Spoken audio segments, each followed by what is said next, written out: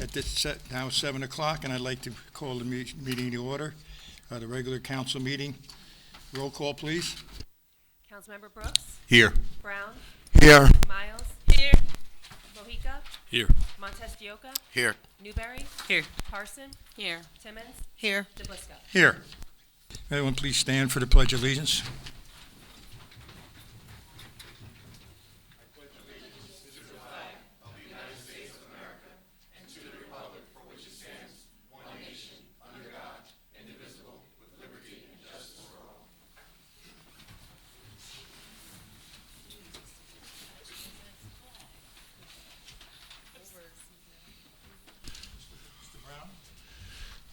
The Could you please read the invocation. invocation, please?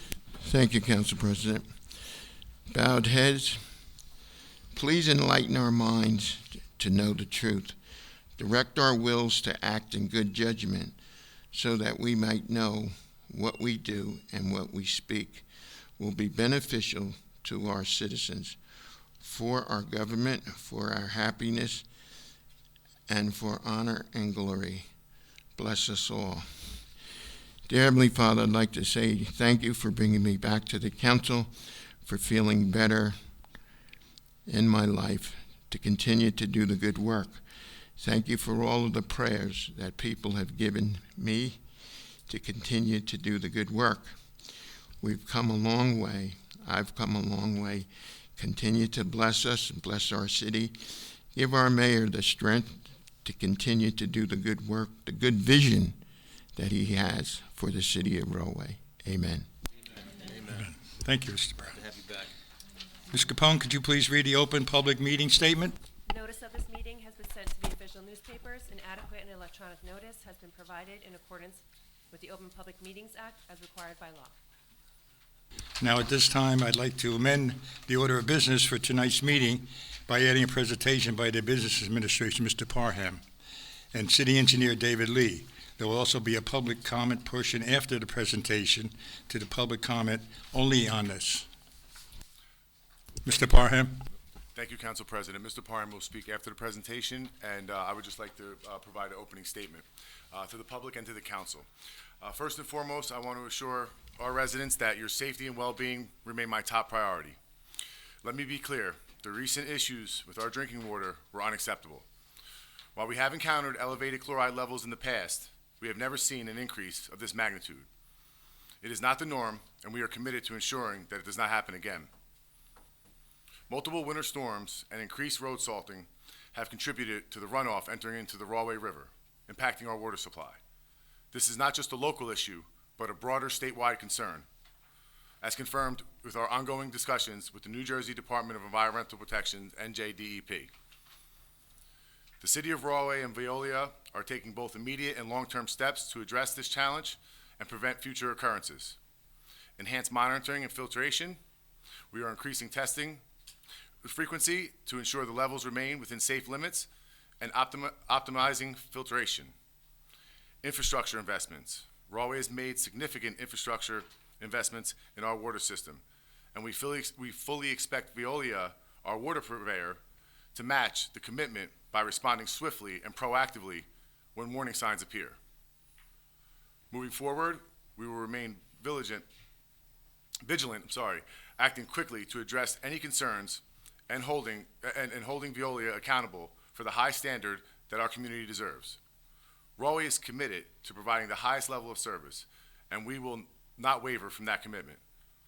At this time, I'd like to introduce our city engineer, Dan Lee, who will provide a presentation to the council with further details on these issues. I ask everyone to please be respectful, for they will have an opportunity to ask questions at the end of the presentation. Dan, thank you. Thank you, Mayor. If anyone has any problems hearing me, please let me know, and I'll try to speak up a little more. I might be moving around a little bit with the presentation.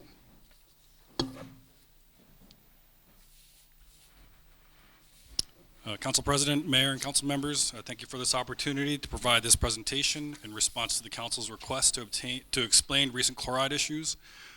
With the opportunity to be before the public, I would like to take the opportunity to also explain how our water system works in general, just for information for the public, in case there's people that may not know. And for the benefit of the public, my name is Dan Lee. I am the city engineer and director of engineering and land use. I oversee the obligations of Veolia, who manages our water system, in its relationship with the city of Rahway from a budgetary perspective. So that's why I'm providing the presentation tonight. So this is just a brief look at the presentation agenda. I know it might look a little long, but I am going to move through the slides relatively quickly. There's a lot of technical information, but I'm going to try to make it a little more simple so it's easier to understand. The general format for the presentation, the first 3 items essentially review how the water system works and functions, where we get our water from essentially. The next 3 items we'll discuss, and I apologize, Councilman, if I'm facing my back towards you just for the presentation. Items 4 through 6 are essentially discussions on how salty taste gets into our water and really what happened this past February. And the last 3 are general discussions in terms of the city's response, and then where you can find some more information.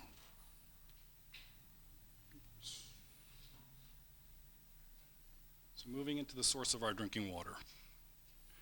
I know this is a little difficult to see here. I'll try to zoom in when necessary. Sorry, got a little ahead of myself. So what is the source of our drinking water? So what you see here, it's a little difficult to make out, but this darker green line delineates the limit of the watershed for the water source for the city of Rahway. This is about a 41 square mile area. Within that watershed are about 30 miles of waterways. So all of the water that falls within this 41 square mile area at some point either enters the ground or makes its way into the rivers, which ultimately makes its way down to the city of Rahway. Once it gets to the city of Rahway, the water treatment plant takes up water from the river where the water is treated. And again, this is going to get a little basic, but in case you didn't know, any of the primary source of water into the rivers is rain. However, some of the water does also come from groundwater sources. However, the primary source comes from rainwater. As the rain hits the ground, it collects through curb gutters, through overland flow, ultimately into pipes, which ultimately discharge into rivers, makes its way to our water treatment plant, and then ultimately to your home. So once the water gets to the water treatment plant, there's essentially, and I know this is actually a simplified version of a very complicated system at the water treatment plant. What this basically sums down to is actually a 5-step process or a 5 filtration process. Obviously starting with the Rahway River. From there, water is pumped into what's called the packed tower aeration facility. What we have across here, I apologize, across the top are the technical names for the actual treatments. Below is just a basic description of what happens at each stage. So the first stage is a packed tower aeration, which removes lighter compounds from the water. From there, the water moves on to sedimentation basins number 1 and number 2, where the heavier solids, dirt and sediment are removed from the water. We do have 2 chambers to provide for extra clarification. Following that process, we come to the membrane filters, which is a newer part of the system that was installed 7 years ago. That filters out smaller contaminants from the water. And then moving from there, the water moves into what's known as the GAC treatment facility. GAC stands for granular activated carbon. You may be familiar with carbon filters. This is essentially an extremely large-scale version of the filter you might have if you have a Brita filter or if you have a filter on your refrigerator water. But what happens here, the most commonly known contaminant that's removed from the water at this stage is PFAS. That's been more prevalent in the news lately. However, what also happens with the GAC filtration, taste and odor are really treated, and elements of the water that contribute to that are typically removed at this phase. Also, additives are added into the water, including chlorine or fluoride or any beneficial minerals. After water is treated there, it moves on to our 3 million gallon storage tank, and then ultimately pumped out to the system. And in the next slides, I'll go over how the water gets out of the system and into your homes. So, how does the water get to your property from there? So we talked previously about how the water comes down in the watershed to the city of Rahway, to the water treatment plant situated at the northwest part of the town. We went through the filtration process in the prior slide. Once that water is treated, the water coming down the Rahway River, it's commonly known as raw water. After the filtration process happens, the water is known as finished water. Once the water is finished, it's pumped into our storage tank. It's a 3 million gallon ground storage tank. From there, the water is pumped up into elevated spheres. We have a 500,000 gallon water sphere at the water treatment plant. We also have a 1.5 million gallon elevated tank down by the Public Works yard. So now the water is poised to be distributed to the system, but before it's distributed out to the public, this is where our interconnects come into play. What's an interconnect? An interconnect is essentially just a connection or a pipe to connect two different sources of water. So we obviously have our treatment plant, which produces our own water. We have two major backups. The primary backup is the interconnect with Middlesex Water Company. And our emergency backup in the event that we have any kind of a failure at the treatment plant and our primary backup at Middlesex Water is with New Jersey American Water. And that connection is over by Public Works. So what happens at this stage, the water from who we typically purchase from when we need to, Middlesex Water, that enters our system just outside of the water treatment plant. The water becomes blended with our finished water and then is known as blended water at that point. And from there, the water is pushed out into the system.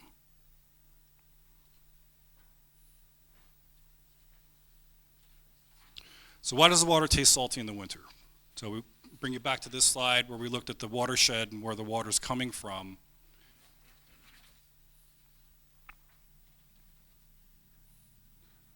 So what we have here in our 41 square mile area, there are 6 major roadways that cross through the watershed. What happens in the wintertime with all of our major roads and all of our local roads is salting. All the salting, there's brining, there's also salt runoff that comes from the storage sheds. All of these operations are necessary to keep our roads safe. However, it unfortunately has the impact of also adding salts to the water that ultimately run down our river and make its way into our water system. The one benefit, if you could say, is this problem really only impacts the city of Rahway. Typically, the peaks typically occur in January and February, although we do experience this condition in December and March. And I'll get into a little bit of the magnitude of the storms and the impact of that in a later slide. But really, we primarily see this issue about 2 months out of the year. For people that have lived in Rahway for a while, this is something that you've experienced for many, many years. Some years you don't taste anything, some years you taste a lot. I'm going to get into what happened this past February in one of the next slides.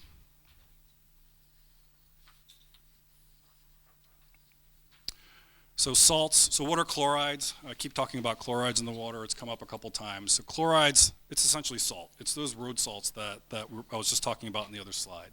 So the salts that get into the water, into the drinking water, ultimately end up at our treatment plant, and it's very difficult to remove chlorides from the water. And I'll get into some of the options for that coming up in one of the other slides. So in terms of chlorides themselves, we did experience a high level of chlorides this past February, but according to the EPA and the DEP, they both consider chlorides a secondary drinking water standard. So what does that mean? Secondary drinking water standard are those types of elements or impacts to water that affect the aesthetics of the water. So it's really a taste, color, or odor issue. It's not a health-related concern. So chloride is not considered to present a risk to human health and is safe to drink. And this is according to both EPA and DEP regulations. So how are chlorides addressed then? Although we do have them in the waters, there's a few different options. So dilution is the first. So I talked about blending before. Blending is the method that Rahway uses to mitigate chlorides in the water. So that interconnect that we have with Middlesex Water Company, we have the ability to close it completely, but we also have the ability to completely open it up. The maximum waters we can draw from them is about 2.5 million gallons per day. Typically in Rahway, on an average day, the water demands can be anywhere from 3 million gallons during the winter up to 7 million gallons in the summer months when people are watering lawns and outside and using more water. So dilution is what we're currently using. There are, however, other options. Backing up to dilution, dilution is a common practice and commonly used throughout the industry when it comes to our type of an issue where we have periodic concerns with the water. Other options that exist are distillation and reverse osmosis.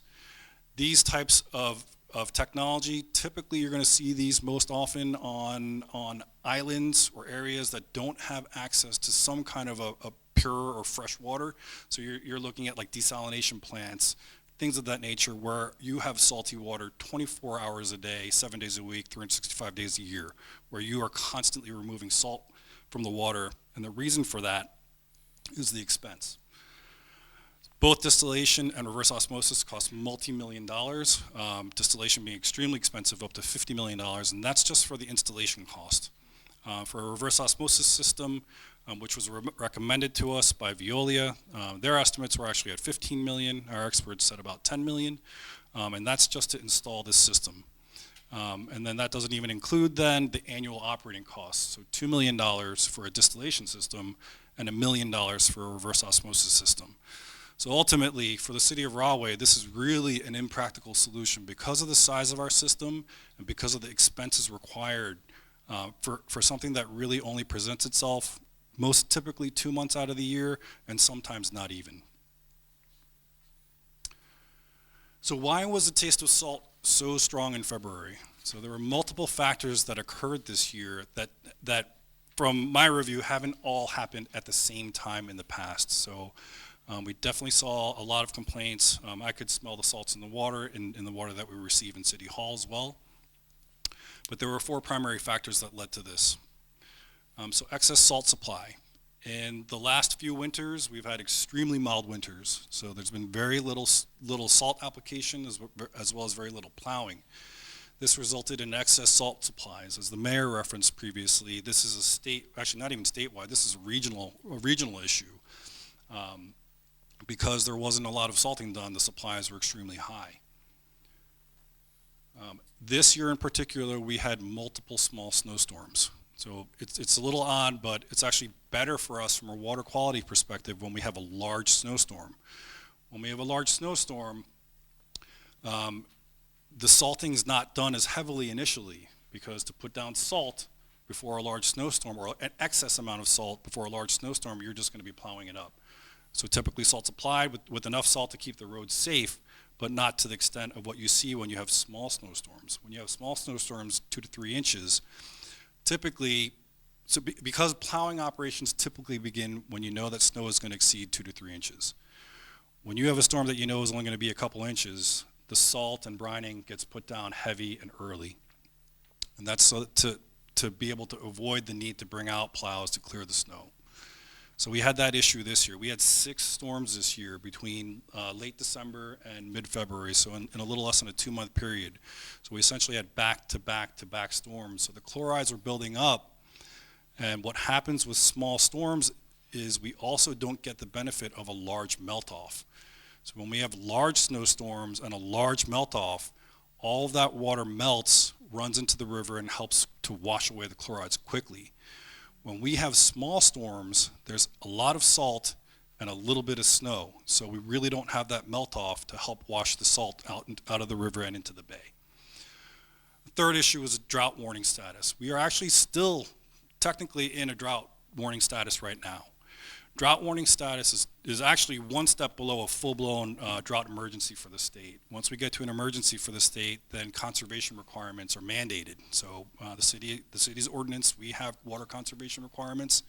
If the state elevated the drought condition to that level, then we would be in the most severe level of conservation. So what happens during a drought?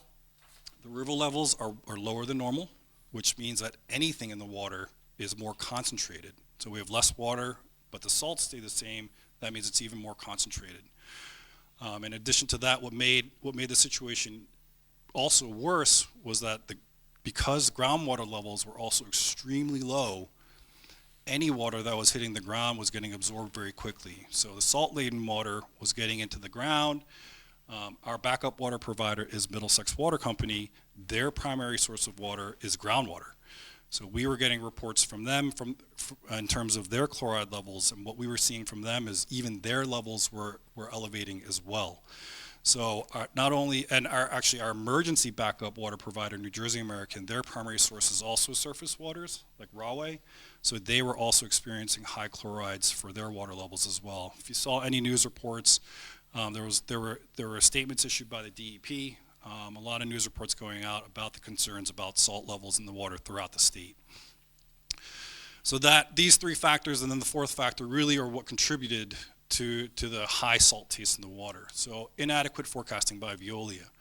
So Veolia, they did act to mitigate chlorides. However, it was more reactive than proactive.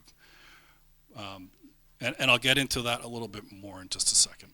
So ultimately what we have increased salt supply, we have increased salt application, we have increased concentrations of chlorides, we have increased or delayed response time from our water purveyor, and that led to the extremely high chlorides that we had in the water this year. So again, as discussed before, the inadequate forecasting by Veolia is really a result of failing to look at the issues that were before us, which were all known. This is not, none of this, the drought warning has been around since November. The small snowstorms were starting in December. The excess salt supply, that's just been known throughout the industry in terms of having large amounts of salt. So what's the city doing in response to what happened?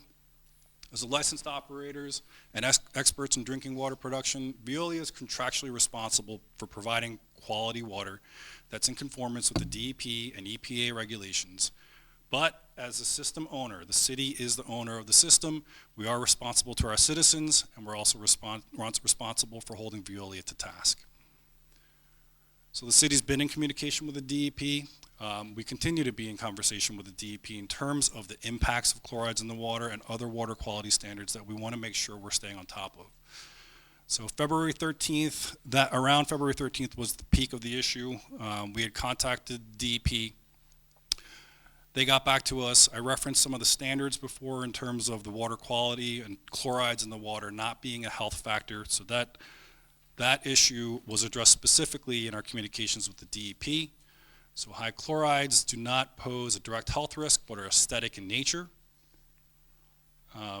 However, having concern for people that may have concerns about the water, anyone that has a sodium restricted diet,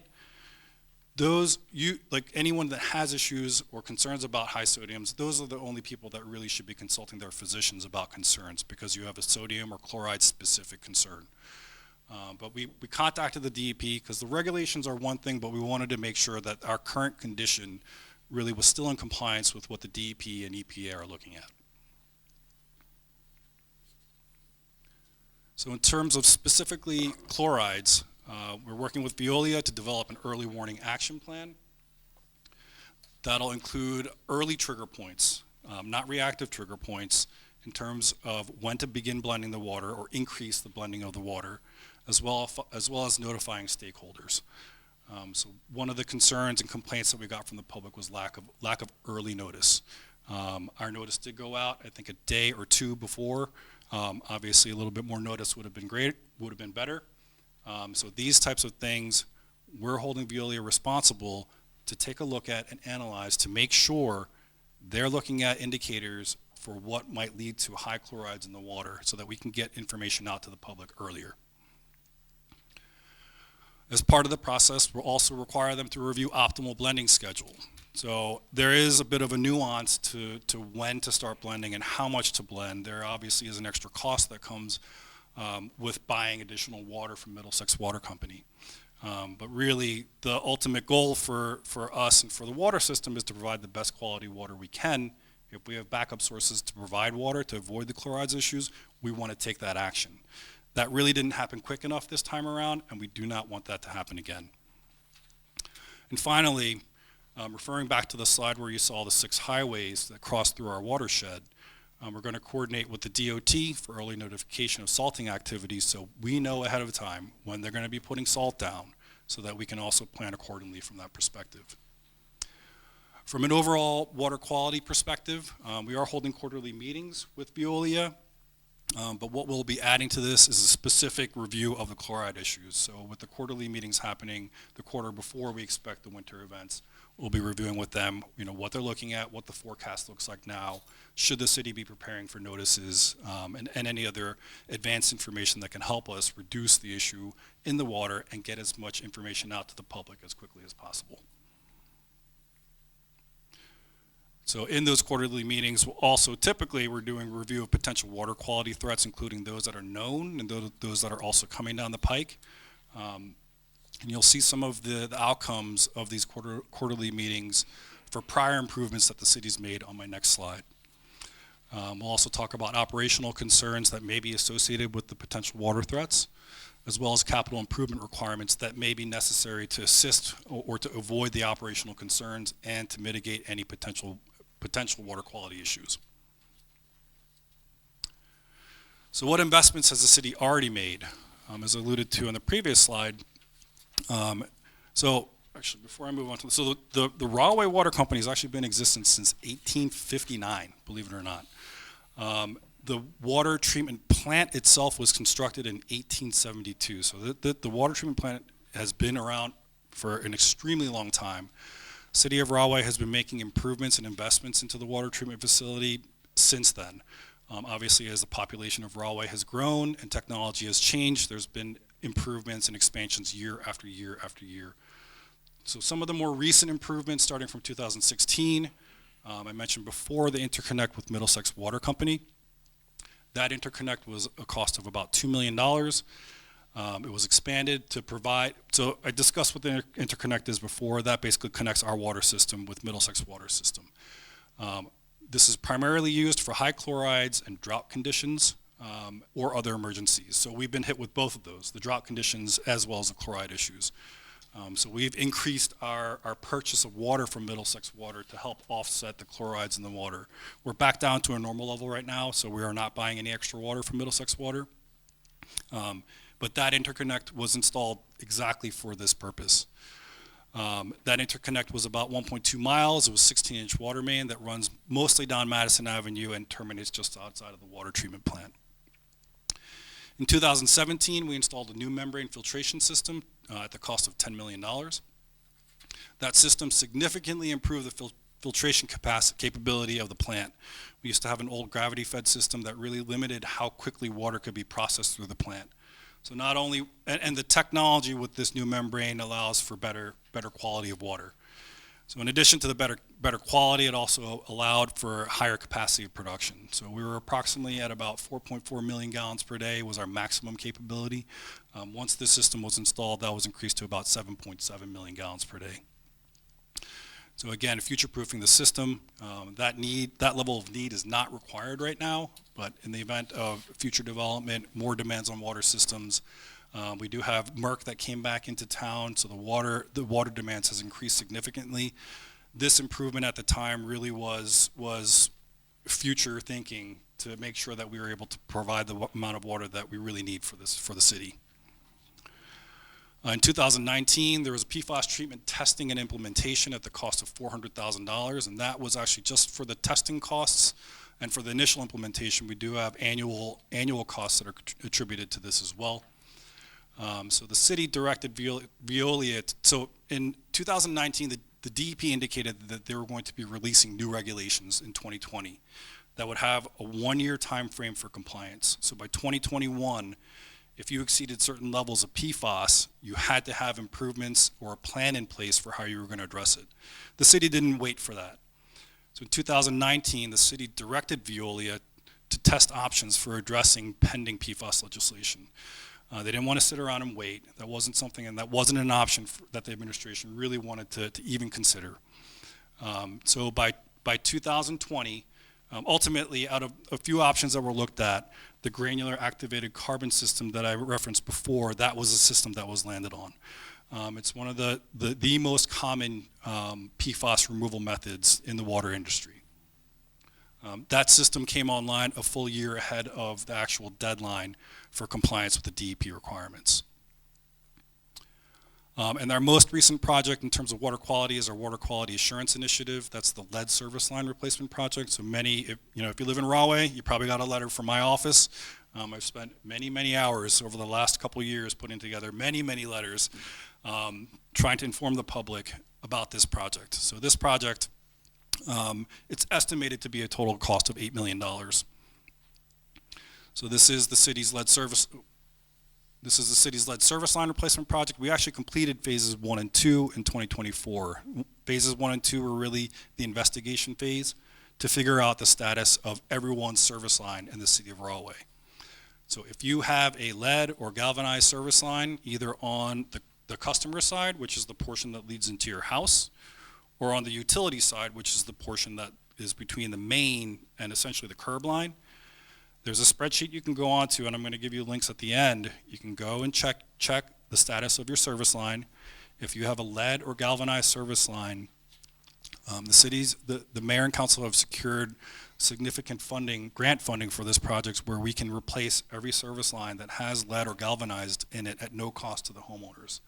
The only thing we need from the homeowners is for you to come in, for you to go online, get the right of entry form, and just sign that, and then that'll give us the right to come into your house if you have a house side lead or galvanized service line, and we'll replace that for you. So that's actually phase 3, and that's currently underway right now. As of the completion of our inventory in November, we have about 500 to 600 confirmed lead or galvanized service lines. Not all of them require entry to the homes, because if it's the utility side, we can do the replacement in the street. But phase 3 is doing about half of those replacements. We will have a phase 4. Phase 3 is on target to be completed by the end of this year. Phase 4 we're looking to complete by the end of next year. The DEP and EPA mandated deadline to replace all lead service lines is 2031. So we're targeting to be complete next year, 5 years ahead of the required deadline. Looking a little further back, the city of Rahway has not had any water quality related violations in the last 25 years. And a lot of the funding that you see for these projects here, essentially over $13 million, has been received in grant funds or forgivable loans or low interest loans.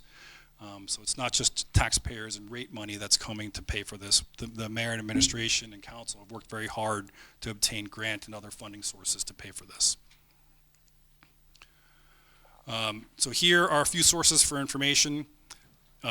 As I mentioned before, the lead service line project. If you have any questions about that, you can go on this link. I can pull this back up later on. If you have any questions, the right of entry form is here. You can go on and check the inventory. You can see if your property has a lead service line or not. The next QR code and link is for the New Jersey Drinking Water Watch. This information is the same information that's reported to the DEP by Veolia for the drinking water that comes into your home. You can go in here and take a look and see any of the information that you'd like to as far as testing and other state requirements for reporting. And then the Consumer Confidence Report gives you specific information that's issued by Veolia. This is also state mandated to be provided. You typically receive a copy of this report or a link to it in your water bill. The one that you go on to see, if you go on to this link, you'll see that it's actually for 2024, for 2023, because the prior years doesn't come out until June, so we still have a few months before that issue comes out. So that, and again, council, I apologize for having my back to you the whole time. That concludes my presentation, but I wanted to provide an opportunity for the council to ask any questions. And if, Council President, if it would be okay if I could open the floor for comments from the public. I'd prefer to gather all comments and questions from the public and then answer all of them together, but obviously any questions from the mayor and council I'll answer immediately. Okay, we're going to start the questioning here. My question was, what specific caused the sodium level to raise in the first place? So as I mentioned, there was a combination of those the 3 factors really was the increase in supply, increase of application, and then the reduced water supply. The drought conditions. So it really was, there really truly was more salt being put down on the roads, and then less water. So the concentration of the salt in the water made it even worse. Thank you. Any questions? Yeah, I'll ask. You want to start? Yeah, thank you, Council President, and thank you, Mr. Lee. Very informative presentation. Thank you.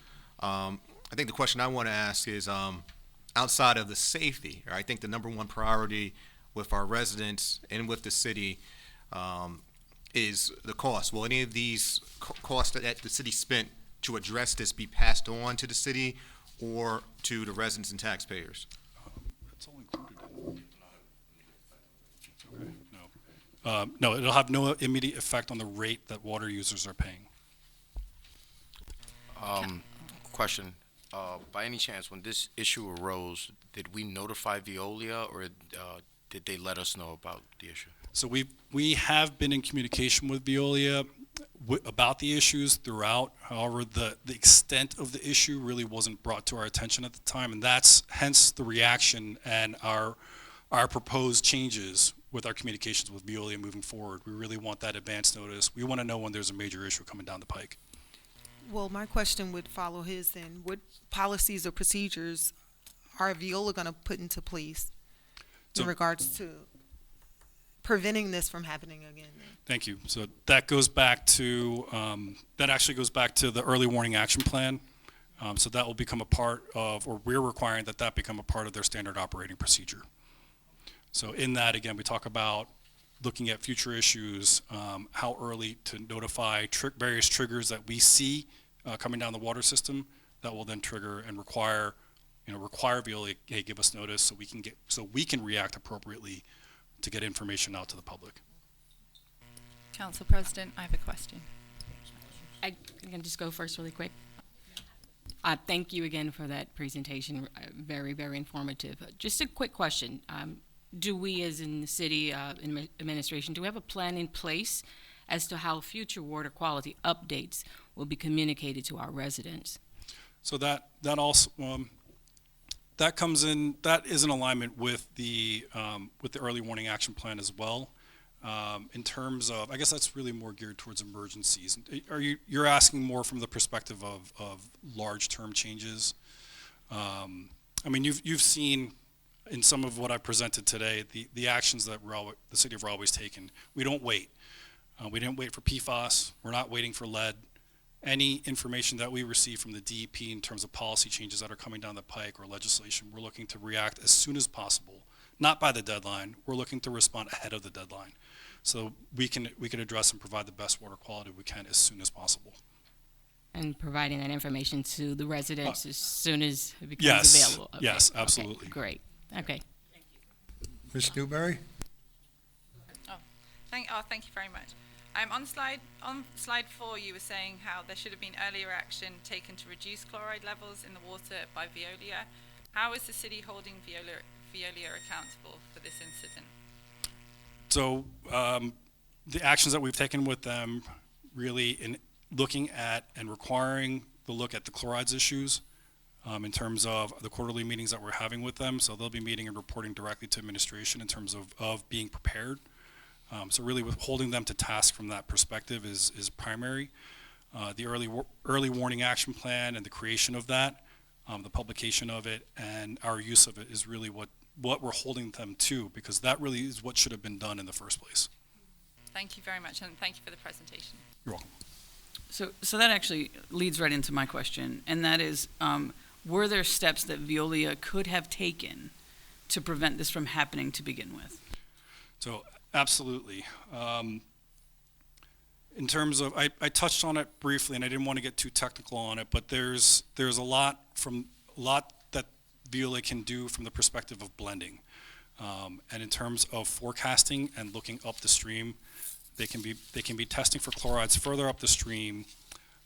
They could have the communications with the DOT to know when the salting's happening, so then they can predict when it's going to hit. Really, what happened in February is essentially what would have happened had they been tracking and monitoring that. It just happened late. So what happens is the chlorides already get into the treatment plant.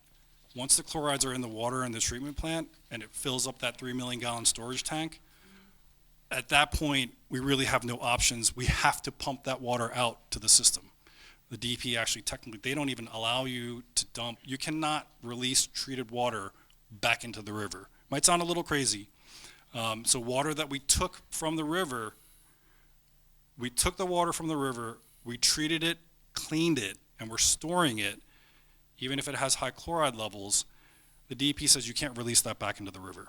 So it has to be sent out into the system. What really could have happened is before those chlorides get into our system, it's, hey, we have high chloride levels coming down the river. We need to slow our treatment plant down and increase our purchased water through our interconnect so that the water that we have in the tank is still clean water, not chloride-laden water. And that water can stay there and can be pumped into the system and provide the pressure. And we also supplement it with then the Middlesex water, and we increase that water. So it all happens earlier, and that could have happened now. That's why the levels did drop off relatively quickly, because the reaction happened and it was, okay, let's do this. It really should have happened a week earlier.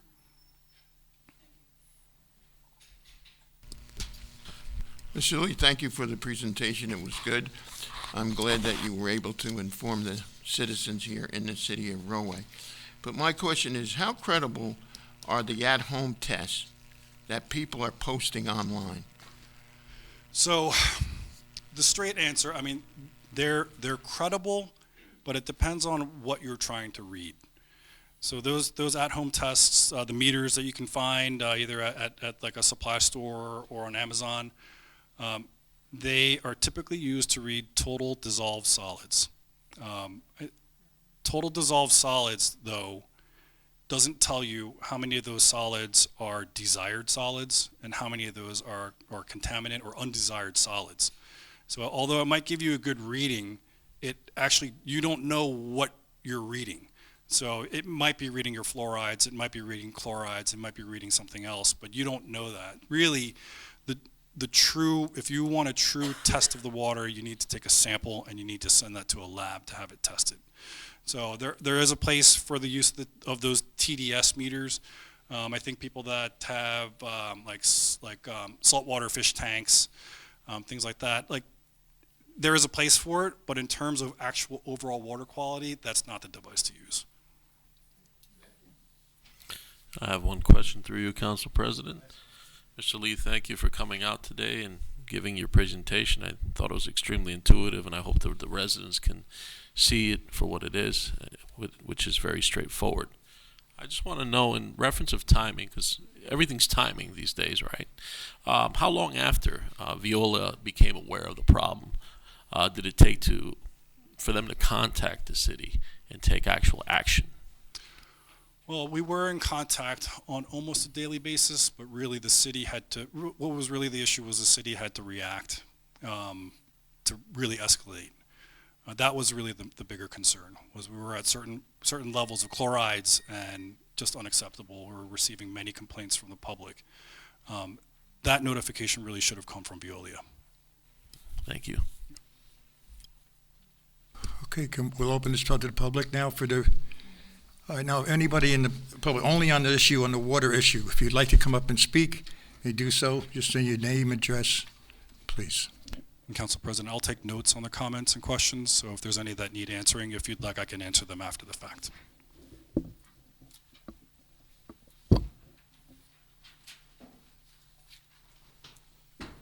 Ready?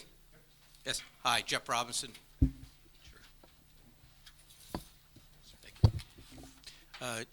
Jeff Robinson, 244 Stanton Street in Rahway. I'm also, as you know, the chair of the city's Environmental Commission. Excellent presentation by our city engineer, Dan Lee.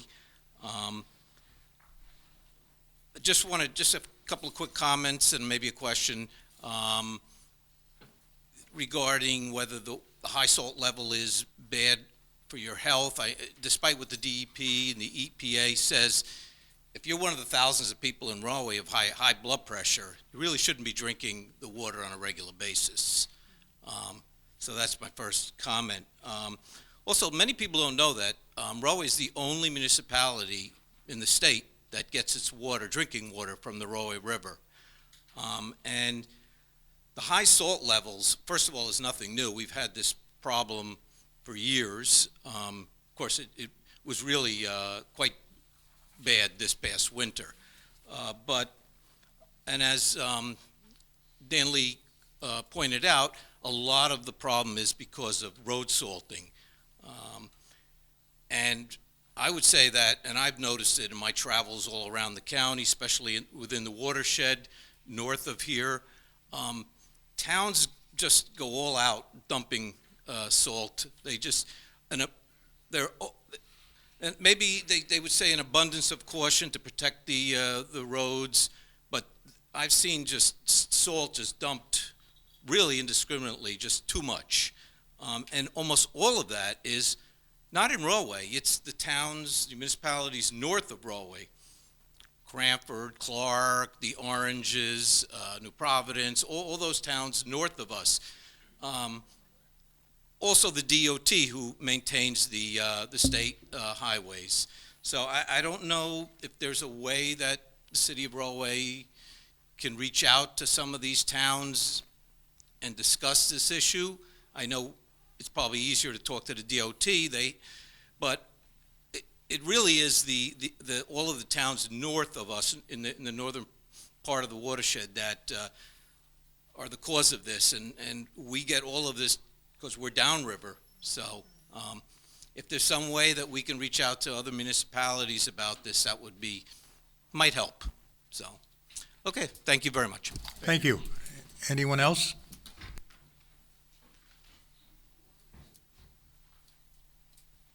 Yeah, Ron McCray, 840 East Hazelwood Avenue. I had 3 questions based on the presentation. First, I'd like to say it was a good presentation and it's very informative.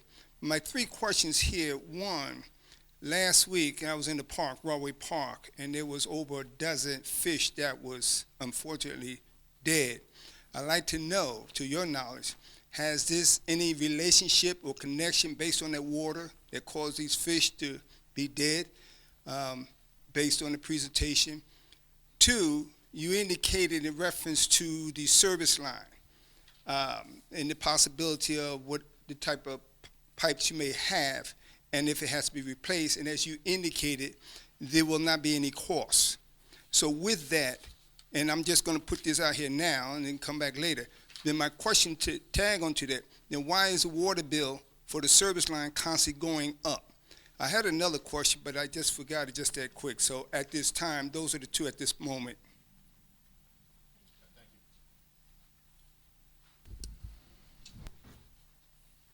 Hi there, Pranita Bijlani, 103 Princeton Avenue. And I just wanted to add on to what Jeff Robinson said, as well as this last gentleman. I know that there is, concern among environmentalists about salt pollution in general, and that it can cause contamination to ecosystems and harm, animals that rely on those systems, and vernal pools and things like that. So, I just wanted to echo and kind of add and agree with what Jeff Robinson said about concern about perhaps we can reach out to other municipalities that maybe, whether salt levels can be reduced in terms of application to avoid these kinds of problems and, avoid harm to ecosystems as well. Thank you. Anyone else?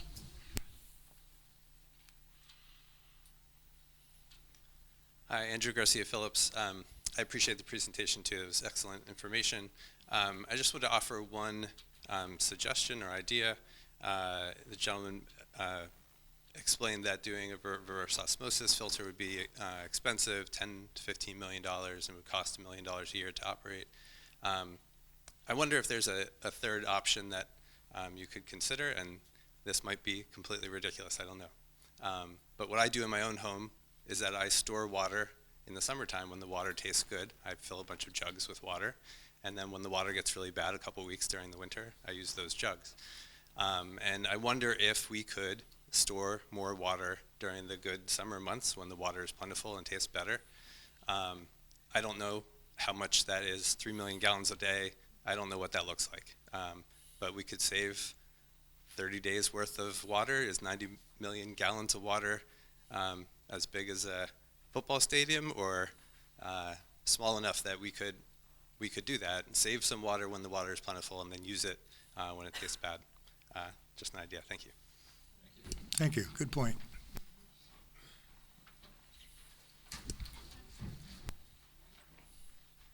Yes, Ron McCray, 40 East Hazelwood Avenue. My other question in reference to the PFAS.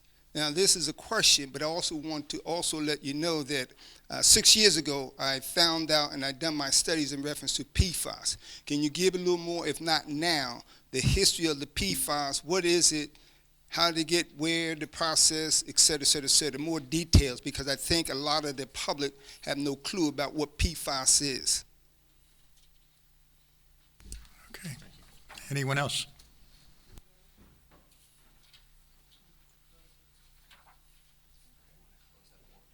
All right, we're going to close this part of the meeting, and Mr. Barham, you'll...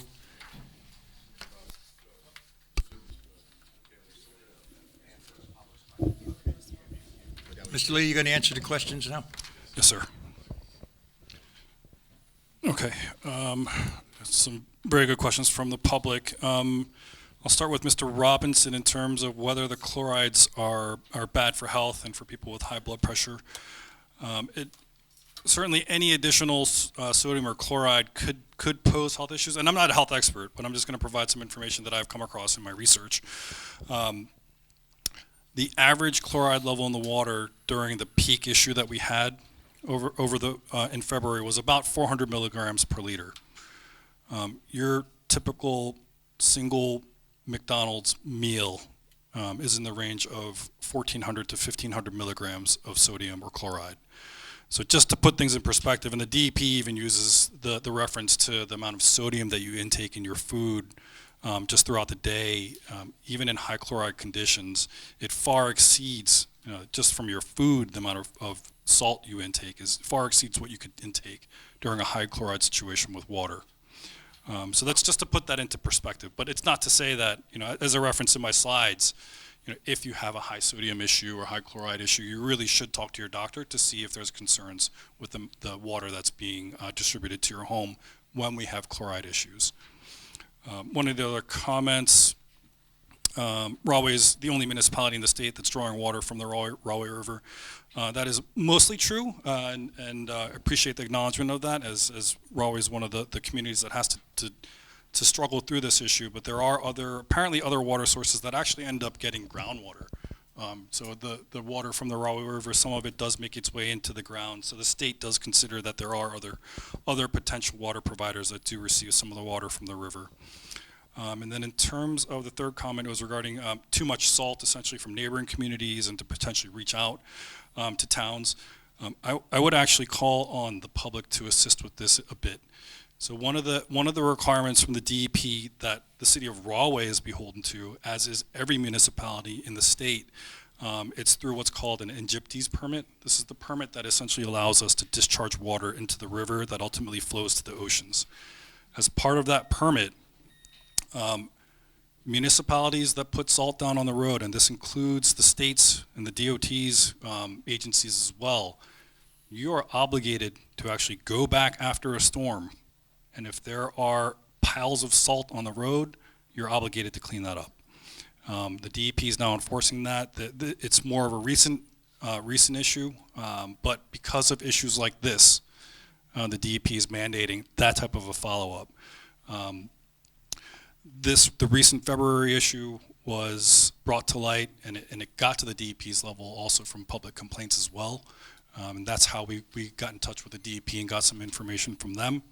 I'd love to see some help from the public, also calling out other communities that are doing the same thing, that maybe have lots of salt down on the road. Mr. McCray had asked about noticing dead fish in the river. I apologize, but I actually don't know if that's directly related to this. And I'm not sure if that would be reported to the county, I believe. So if you have any other information, maybe I can take that and report that on your behalf. In terms of the service line and why the bill is going up, yeah. So the service line replacement project is actually fully funded by grants, completely funded. So we have I said $8 million on the slide, but it's actually $8.125 million in grants that we've received from county, state, and federal level funding sources. So Yeah, that's at no cost to the homeowner. That has no impact on the water bill whatsoever. And then in terms of PFAS, what is it? I could spend quite a while speaking, but I think I've already taken up a lot of the council members' time tonight. In general, I'll just say PFAS is essentially in everything. PFAS is a family of chemicals that's essentially used in anything that's used for waterproofing, anything that makes things nonstick. Most commonly, it's known for being in firefighting chemicals that are used at airports. But what's been found through studies is that essentially it has an extremely long half-life, if you'll say, where it takes a long time for it to go away. It is known to be harmful to humans, and that's why the city of Rahway was so proactive with implementing the granular activated carbon. Most testing periods, we're seeing levels that are in the non-detect range. So that's less, typically, actually in 2021, the regulation was 14 parts per trillion. Last year, the DEP actually reduced that to 4 parts per trillion. It's not in enforcement yet. They passed the legislation, but it's not being enforced just yet, but it will be imposed soon. Our levels are already below that because of the changes that were made in 2019. So if anyone has any other questions, I can go into a lot more detail, but after the meeting. Then, let me see, I think Miss Vigilani, yes, okay, had a similar comment about contacting other municipalities. The same comment applies there in terms of the NGIPTES requirement. These communities really should be doing their own cleanup as it is, but I think additional outreach to ask for assistance with reducing salting would help. And then finally, Mr. Garcia Phillips had asked, in terms of a third option, I'd love to do it. I would love to be able to store clean water, but the city of Rahway is consuming on average about 5 million gallons a day. So if you've ever been to the park and you've seen that massive water tank, that's 3 million gallons. So if you imagine we wanted to store 1 month's worth, so 150 million gallons, yeah, we'd probably cover most of Rahway with it. So it's unfortunately unfeasible. I think that's all the questions. Very good report, and thank you very much. Thank you. Now, at this time, Mr. Parham, you'll take care. Thank you, Council President. Thank you, Mr. Lee, for that presentation. Very informative. I'd like to take a moment to review the items that we're going to be discussing and presenting to Council for consideration. We have 2 ordinances on first reading, and we have a few resolutions, so please bear with me. The first ordinance, 01125, amending fees under OPRA for police body camera footage. It's basically updating the ordinance so that when a person requests a body camera through OPRA, that the police department can charge a different fee. Victims, of course, will not be charged that fee. The next one, 01225, designating parking regulations for Seminary Ave and Ergen Street parking lot.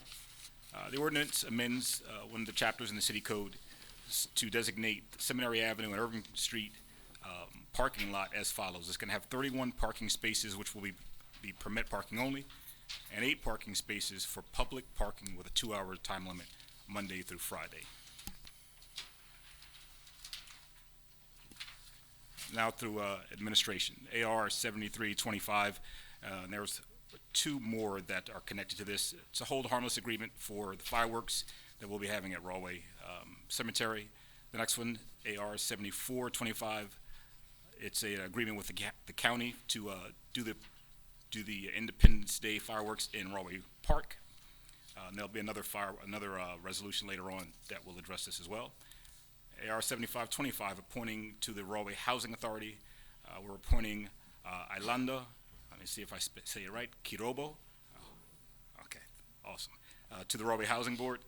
AR 7625 is a resolution that's supporting the brownfield remediation at 767 Leesville.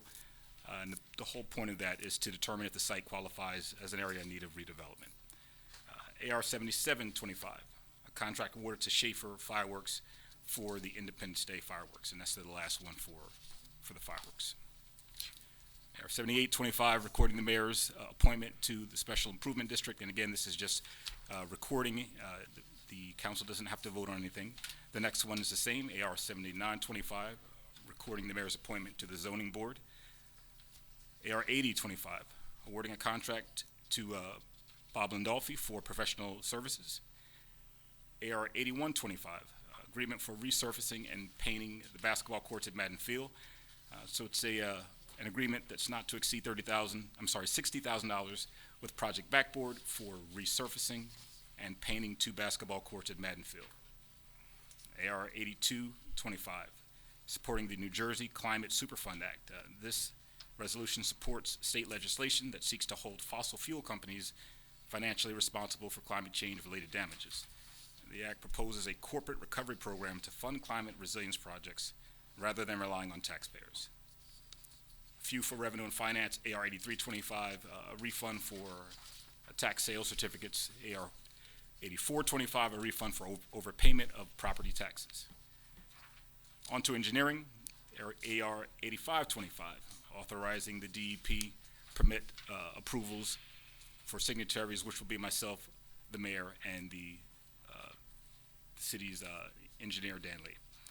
8625, a contract for engineering services at MLK Park, awarding a contract to T&M Associates for improving the park, which will include a new pedestrian path, some lighting and benches, and a monument sign, landscaping, and a new flagpole. AR 8725, environmental remediation at DPW at 999 Hart Street, a soil and groundwater investigation to check for contaminants.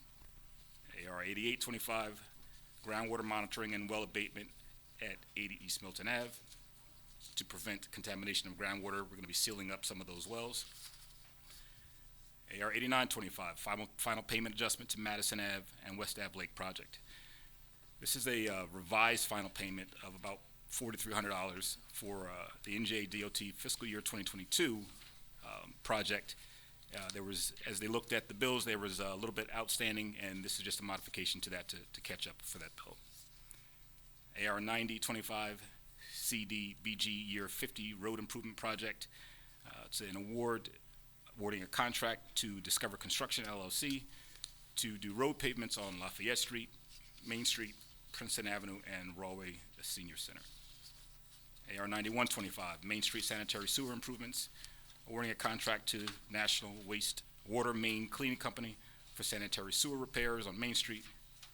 AR 9225 awards a contract to Berto Constructions for improvement at MLK Park. Health Department, AR 9325, there's a grant amendment for public health infrastructure funding. So this resolution amends a previously approved grant, AR 9523, to account for additional funding. And a few more. Police Department, AR 9425, application for $1 million SAGE grant for citywide CCTV cameras. Actually, that's the last one. And then we have the ordinances for final adoption of the second reading.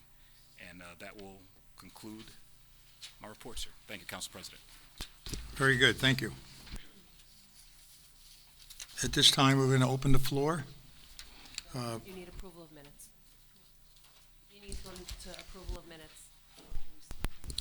I pass the motion. I motion to approve the minutes. I second. Motion to approve the minutes, please. So moved. Second. Second. Roll call, Councilmember Brooks. Yes. Brown. Yes. Miles. Yes. Mojica. Yes. Montestioka. Yes. Newberry. Yes. Carson. Yes. Timmons. Yes. DeBlisco. Yes.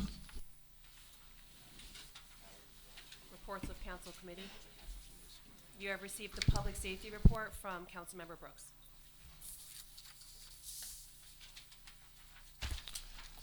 Mr. Brooks. Council on the police. President. Well, thank you very much. I'm pleased to present this public safety report today. It provides updates on some of the initiatives that the Rahway Police Department has been involved in. I've had several meetings with Chief Law Enforcement Officer Ganley in this report, summarizing some of those key findings. Before I go into the public safety report, I do want to take a moment to acknowledge the tragic incident that took place in the city of Newark. It's just 11 miles up the street from us, and many of us have deep ties to the city of Newark. Myself, I've done work with the Office of Violence Prevention and Trauma Recovery, so this hits close to home to me. I also know that our mayor has a great deal of respect for its city, its mayor, and its police department. So for those who don't know, this past Friday, Newark detective Joseph Ascana was murdered while on duty. Even more heartbreaking is the fact that he was killed by a 14-year-old boy. That same teenager also critically injured another officer, and we pray that he pulls through. Detective Ascana was just 25 years old and only just beginning to experience life. Rahway stands for the city of Newark, and it's not just because a police officer was lost, but because we lost a fellow community member, a public servant, a friend to many, a son, and a human being. However, in the midst of this tragedy, we cannot overlook the grim reality that the 14-year-old who is the alleged perpetrator in this, his life is over too. You know, he's going to spend the rest of his natural life in prison, likely. Killing a police officer will get him charged as an adult. And the other teens that were riding along with him will also have their lives permanently altered in a negative way. So we must ask ourselves, like, why are so many teenagers with underdeveloped minds, and I say underdeveloped, that most people don't develop their full cognitive potential until the age of 25, that they feel that they have no hope, that they feel like they have no options or no future? Why are so many being drawn into criminality? Do they not understand the consequences that they face, or do they simply know them but don't care or not fear them? So this is not just a community problem. It's not even a policing problem. It's a societal problem, and we must do more to intervene before there are Joseph Akanzas that are in our own families. So I would say, on behalf of myself and the council and the mayor and administration, we send our deepest condolences to the detective's family. May his memory be a blessing, and may we all work together for a future that tragedies like this are less common. So God bless the peacekeepers, and God bless our communities. And thank you. Thank you for allowing me to do that. Now I'll go on to the city report. So traffic and summons data. From February 14th to the 24th of February, there were 157 summonses and 20 written warnings by the police department. By the traffic division, there was 434 summons, 70 written warnings. Parking enforcement, there was 198 summons, and there has been a traffic safety initiative conducted on St. George Avenue by Franklin School that we spoke about before to address speeding concerns. The Union County Police assisted using 40 additional summonses for speeding violations. There's been traffic studies conducted on Stacy Place. Jomar was on there on the 24th for speeding. Planned selective enforcement actions. We have Elm Street, St. George Avenue, Westlake Avenue, near Madison Avenue, Barnett Street, West Emmon Avenue, East Hazelwood Avenue, Randolph Avenue, and Route 1. St. George Avenue, there has been school zone enforcement, again by Franklin School, from January 30th to the 14th. There has been 103 summonses issued, 52 for speeding, and 40 speeding additional violations were conducted by the Union County Police Department. Personnel updates.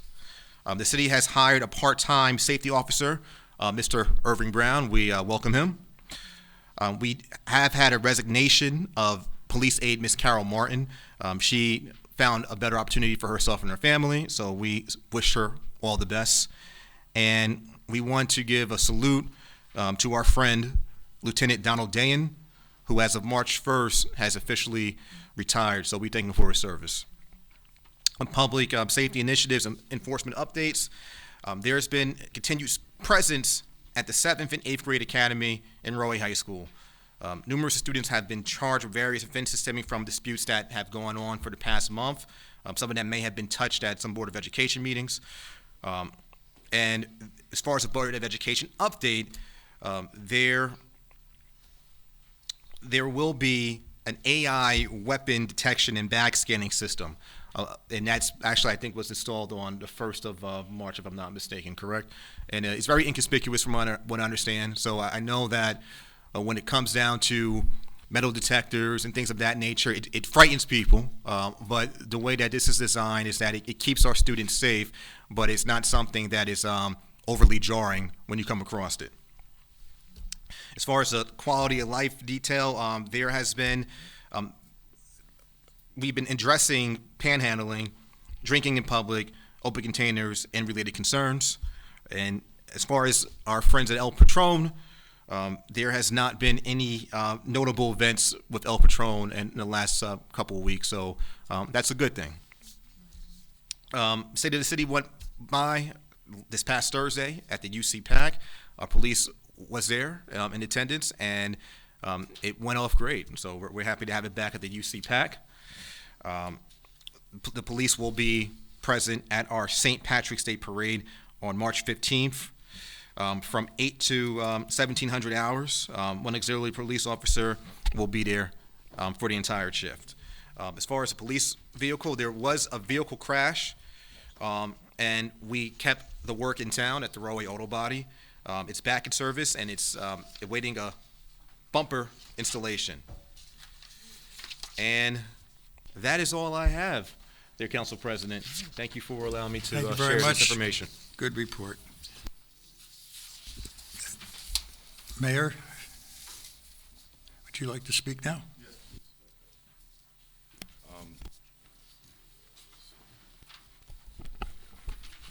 So thank you, Council President, for the opportunity to speak.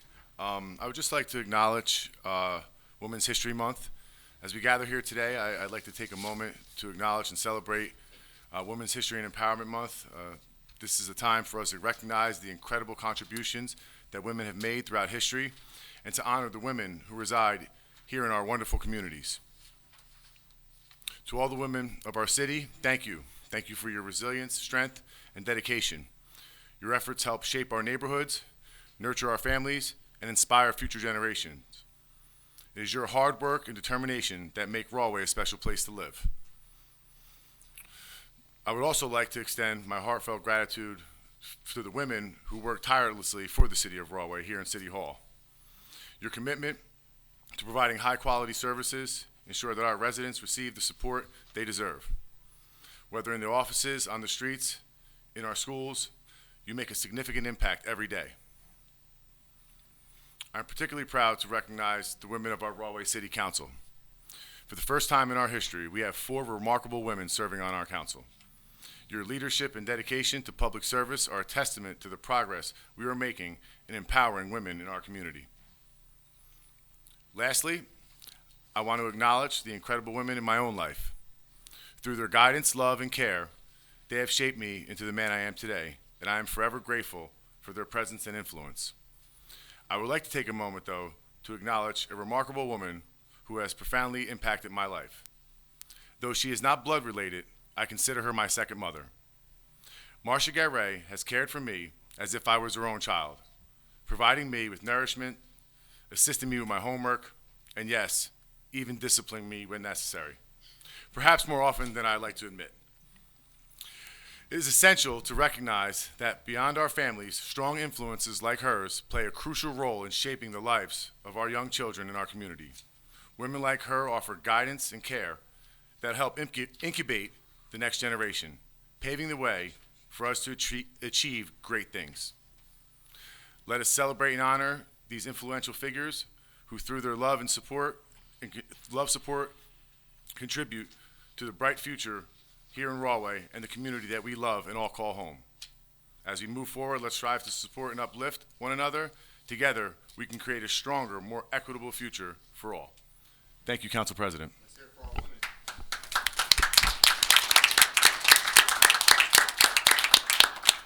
Very good, Mayor. Thank you. Now, at this time, we have the hearing of citizens, a portion of the meeting.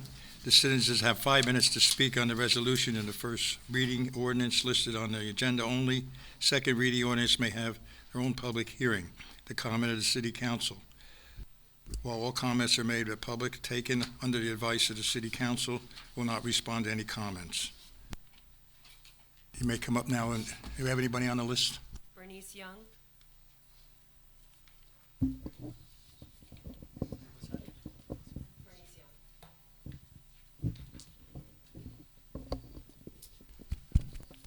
State your name and address, please. Bernice Young, 200 East Milton Avenue. I want to thank the mayor and the council for spoiling the seniors. We've had a good time, Valentine dinner, flower, and cards. And for Black History Month, they went overboard. Anthony at the center, Ellen at Estabrook. They're in the ballpark.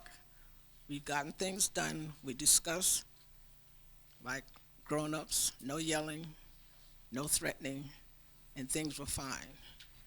And they did the Underground Railroad, which was new. I think the mayor had a lot to do with that.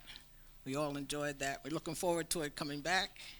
We received T-shirts and buttons from Estabrook, and the Union County had a presentation on African Americans in Union County. I would like to see Steve Lewis do it next year. He can read the book, African Americans in Union County by Ethel Washington, who was an employee of Union County. The art show I went to yesterday at Estabrook on Saturday. Mr. Brooks, I was looking for your art. I didn't see anything this year. Next time. Okay, thank you. Keep spoiling us. Thank you. Thank you very much. Anyone else? Pranita Bijlani, 103 Princeton Avenue. Hi there, good evening. Pranita Bijlani, 103 Princeton. I want to share some exciting news this evening that just today the Climate Superfund Act passed the Assembly Environment Committee. New Jerseyans are ready to make greenhouse gas polluters pay for their climate damages they have caused and shift the burden off the taxpayers and pass off the cost to the polluters.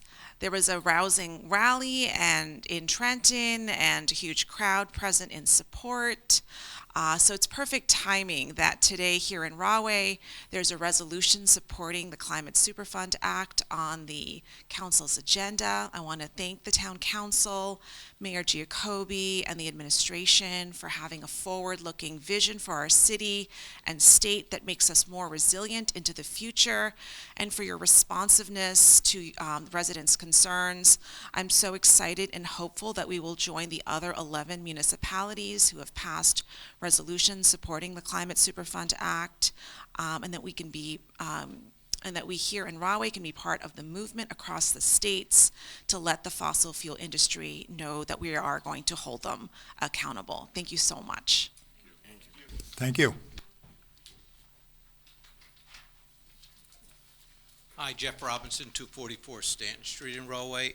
I'd just like to back up, reiterate exactly what Pranita has said in regards to AR 82-25, a resolution supporting proposed state legislation for the Climate Superfund Act. We're glad to see this on the agenda tonight. Last week, the Environmental Commission sent everybody a letter, all the council people and the mayor and administration urging the passing of a resolution in support of the Climate Superfund Act. Everybody should have gotten this letter by now. And as Pranita mentioned, we would be the 12th municipality, and I expect a lot more now that have passed resolutions in support of this. In fact, today, as far as I know, the down in Trenton, the Environment, Natural Resources, and Solid Waste Committee in the Assembly, which is chaired by none other than our Rahway's very own Assemblyman James Kennedy. They had a hearing on this bill, and as far as I know, it was voted on and passed. Assemblyman Kennedy has been a co-sponsor of this bill for some time now, and he he leads this committee, and it was passed today. So, again, thank you for putting on the agenda. We urge you to vote in favor. Thank you. Thank you, sir. Thank you.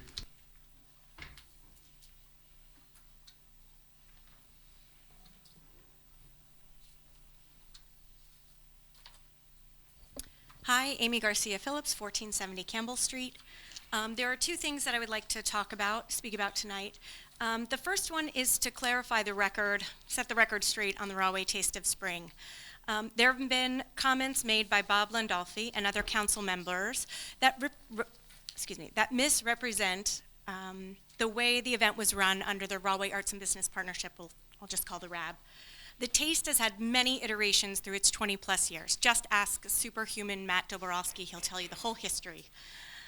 When the RAB ran it, we had an annual budget of only $130,000 per year, and that covered programming, salaries, operations, etc.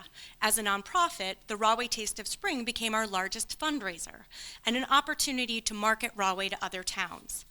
At this time, restaurants brought all their own food, decorations and supplies, and paid staff to be there. It was a huge expense for these establishments, but it was a fun event and great marketing. The Rahway restaurants, almost all mom and pop shops, were already paying into the SID through the levy, and it was a financial and staffing strain to participate, so many would do it every few years. In addition, after the event, tasters would patronize the local establishments, so they needed to be prepared for an influx of customers. The Rahway Taste of Spring has always had Rahway restaurants, but they also showcased other eateries, allowing us to put up advertisements for Rahway in many surrounding towns and even in some big-name chains. In the last 2 years of the RAB running the Taste of Spring, tickets sold out days before the event. People were coming in from all over the state and including New York. We raised over $20,000. The last SID, which was a city entity, could not do fundraising. Realizing that the restaurants were struggling coming out of COVID, and with an annual budget of $750,000, they paid the restaurants to participate. It was no longer generating money, and the Rahway Taste of Spring had evolved again to match the circumstances. I tell you this because Bob and others have suggested that the RAB somehow was mismanaging the Taste. And at that time, we had city council members that were on our board, still on city council today. So if at any time they had given the direction to try a different concept, we would have pivoted. But I assure you, everyone was quite pleased with the results under our tenure, both guests and administration. So when they compare the participation of Rahway establishments, it's apples to oranges, and they are missing the opportunity to market Rahway to other areas. The second thing I would like to discuss is the sometimes lack of respect given to some community members when they come up to speak. In this dangerous political climate, where voices are being silenced and real journalism is under attack, people are watching how you treat community members who are speaking truth to power. Here in Rahway, we have a valuable local journalistic resource. Andrew Garcia Phillips earned his degree at the prestigious Syracuse University Newhouse School of Journalism. He has worked at the Star-Ledger, the New York Times, the Wall Street Journal. He's freelanced for PBS NewsHour, National Geographic, the Gates Foundation, ESPN, and many, many more. He started his own company, Chartball, and currently works for Major League Baseball, a very data-heavy organization. He was part of a Pulitzer Prize-winning team at the New York Times for their 9/11 coverage. He covered countless elections, has won numerous design awards, and if you watch professional baseball, you've seen his work. I tell you all this not to brag about my handsome husband, but to illustrate that he knows data. He knows how to do the research. He has the intelligence and background knowledge to understand the data, the journalistic training to ask questions, hear the answer, and ask more questions, and then the skills to explain it in a way that we can all understand. Now, I understand that sometimes it makes people uncomfortable, but in that discomfort is the opportunity to learn, to fix the issue, and to improve. In this day and age, where truthful journalism is a much-needed commodity, I urge you, when he stands up to the mic, not to roll eyes and turn a deaf ear, but instead to listen, ingest the information, and ask questions. He would be happy to engage in thoughtful conversation. We are lucky that he chooses to dedicate his unique blend of skills to make Rahway better. It is intimidating to get up here and speak, and people are watching the way you treat this heroic citizen and frankly, any heroic citizen that chooses to overcome their fears and use their voice. So please treat them kindly and take what they say seriously. Thank you. Thank you.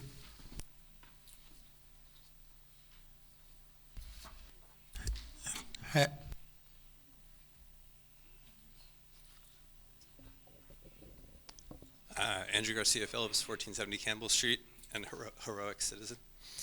I just want to ask one thing about AR 8025. This is a contract for Bob Landolfi and Associates. I just want to ask what this contract is for. What work is Bob Landolfi doing to earn this $60,000?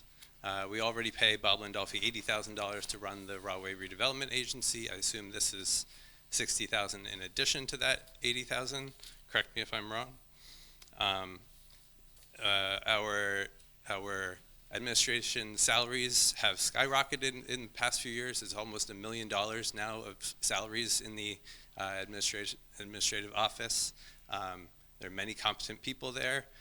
Mr. Parham seems to do a very good job. Why do we need to pay Bob Landolfi an additional $60,000 contract to be in that office? In addition, the second whereas says that this follows Resolution AR 5225, which authorized the city to award a contract for medical services. That resolution did not authorize the city to do a contract for medical services. It was administrative services. Maybe that's a typo that you should correct. It also says that a committee reviewed the proposal submitted for this bid, and they prepared a summary attached recommending the contract be awarded to Landolfi and Associates, but that contract, or that summary, is not attached. I'd be interested in what other proposals you received. Thanks. I'd like to hear more about what this contract is paying for. Thank you. Thank you. Anyone else? Seeing none. Thank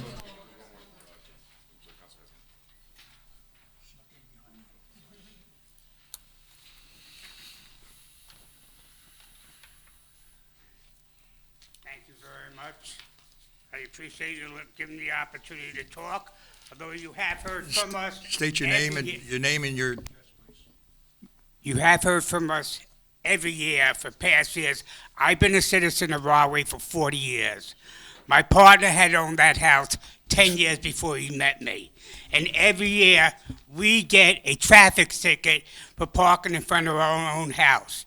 The regulations, there are plenty of signs that say no parking from 9 till 12, but no explanation why. They told us it was from the old days when the kids used to park there, before there was a parking lot at the school. Well, there's been a parking lot at the school for well over a decade, and it's disappointing. I do a lot of work. I am Rahway. People know me, either from the newspaper or from my volunteer work, and it just seems crude to go out and find a $45 ticket on your car. The lady up the block, she had a ticket in her hand. She was wearing a New Jersey Correctional Institute uniform. You don't understand. This may just be a ticket to you guys, but it's a gut punch to us. Sir, we were not able to hear your name and address, if you don't I'm mind. sorry. My so name, we can James assist you. Keene, 1015 Richard Boulevard. Thank you, sir. Okay, thank you for listening.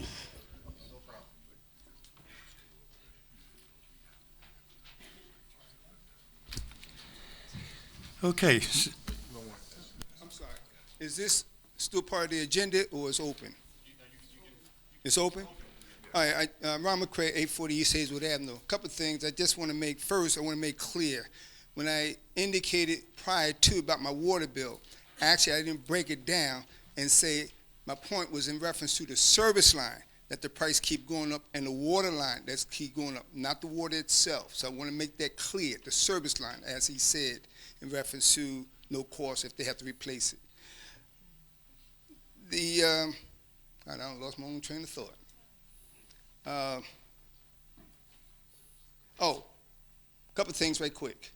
One, I commend Councilman Brooke in reference to his report, but I also like to say one of the issues we have in society as a whole is humanity, period. Young, middle, old, doesn't matter your service, whatever the case may be. Because last week or so, a 5-year-old boy in Newark was shot and killed. I don't know by who. But several years ago, several people also may have heard that a 12-year-old boy sitting in a playground on a swing that was shot by a police officer, rolled up, didn't ask no question. So we have to look at tragedies on both sides, no matter how you look at it, in a uniform or without a uniform. And that's what's important. The other thing, too, you give your report, Councilman Brooks, in reference to being a liaison in the community. And I addressed this issue before in reference to, especially every Wednesday, they had the food pantry, they hand out food. Everybody's not healthy. And I watch people who struggle going across the street. And so again, there's no safety officer, anybody to help monitor the traffic. You see, and that's an issue in itself, no matter how you look at it. That should be a priority too. And you had always heard me talk about the speeding. Okay, my thing is, and as I said prior to, if you make a phone call to these companies, I guarantee you they will stop. But as long as there's no phone call, there's no actual interaction to stop them, it's beyond measure. And let me say this last piece too. We get tremors every single day, all day long. Do you know what the tremor is? It's based on the after effect of an earthquake. That's the effect we get from the 18-wheels, the big dump trucks hauling tail. Even the school bus from Carteret hauled tail just to stop at the JFK. There's an issue. So my point is, when you're going to address public safety and be a liaison, and that's to the whole city, and man, you're the chief person. And so the bottom line, address all of Rahway. Make sure you cover all areas. Make sure there's public safety. I never came here for personal issue. I come here to help you out by giving you information on public safety. Public, everybody here, because everybody up here, you are public servants. It's your job to address and accommodate the people on the issues concerned. Thank you. Thank you. Thank you, sir. Okay, seeing none, I need a motion and a second on the public hearing portion of the meeting be closed. So moved. I second. Roll call, please. Councilmember Brooks? Yes. Brown? Yes. Miles? Yes. Mojica? Yes. Montestioka?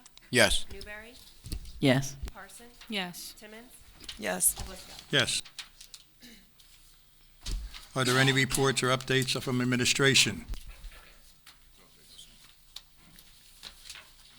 Ms. Capone, can you please read ordinance 011-25? An ordinance amending Chapter 199-7, fees and special service charges pursuant to the New Jersey Open Public Records Act. Jibalisco and the council. Do any of the council members have any questions or comments? Roll call, please. Councilmember Brooks? Yes. Brown? Yes. Miles? Yes. Mojica? Yes. Montestioka? Yes. Newberry? Yes. Parson? Yes. Timmons? Yes. Tablisco? Yes. 012-25. An ordinance amending Chapter 401 of the Code of the City of Rahway, Vehicles and Traffic, Seminary Avenue and Irving Street parking lot. Brooks and Parson. Any council member have any questions or comments? Roll call, please. Brooks? Yes. Brown? Yes. Miles? Yes. Mojica? Yes. Montestioka? Yes. Newberry? Yes. Parson? Yes. Timmons? Yes. Tablisco? Yes. Ordinances 011-25 and 012-25 are deemed adopted on first reading and will come up for public hearing and final adoption on April 14th, 2025 at 7 p.m. Good. Okay, we're moving to resolutions, AR-7325. A resolution authorizing execution of a hold harmless agreement with Historic Rahway Cemetery for use of the cemetery during the 2025 City of Rahway Independence Day fireworks. That'll be Jibalisco and the entire council. Any council questions or comments? Okay, we're moving to resolution. Please read AR 7425. A resolution resolution authorizing an agreement with the County of Union for the use of Rahway River Park for the 2025 City of Rahway Independence Day fireworks. There will also be Jibalisco and the entire council. Any questions or comments? Moving to resolution number AR 7525. A resolution appointing a member to the City of Rahway Housing Authority.